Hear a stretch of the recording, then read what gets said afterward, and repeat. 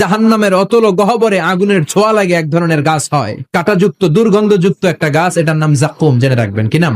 জাক্কুম। বিশ্বনবী বললেন তিরমিজির বর্ণনায়, জাক্কুমের একটা টুকরা যদি আল্লাহ দুনিয়াতে ফেলে, পুরো দুনিয়াটা দুর্গন্ধে সয়লাব হয়ে যায়। পুরো দুনিয়ার মানুষগুলো জাক্কুমের গন্ধে ওই জায়গায় শেষ, পুরো দুনিয়াটা নষ্ট হয়ে যাবে। ওই কাঁটাযুক্ত জাক্কুম তাদেরকে দেয়া হবে, ক্ষুধার চোটে জাক্কুমি খাইতে শুরু করবে।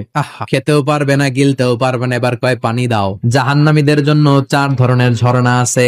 একটার নাম হলো হামিম, মানে ফুটন্ত গরম পানির ঝর্ণা। 2 নম্বরে হলো গসাক, মানে বমি। 3 নম্বরে হলো গিসলিন, দুর্গন্ধযুক্ত রক্ত আর পুজ। 4 নম্বরে হচ্ছে মোহল, পোড়া তেল। খা, দাউ দাউ করে এগুলো থেকে আগুন জ্বলবে, তৃষ্ণার চোটে এগুলোই খেতে চাইবে। এগুলোর পেয়ালা যখন মুখের সামনে আসবে, এগুলোর উত্তাপে গালের গোশত, চোখের গোশত, কপালের গোশত গুলো ঝলসে ঝলসে পানির মধ্যে পড়ে যাবে। তৃষ্ণার চোটে না পেরে ওইটাই গিলবে, যেখান দিয়ে বেরোবে কেটে ছিঁড়ে শেষ হয়ে যাবে। দিস ইজ জাহান্নাম। আমরা জাহান্নাম থেকে পানাহ চাই, চিল্লায় বলেন ঠিক কিনা?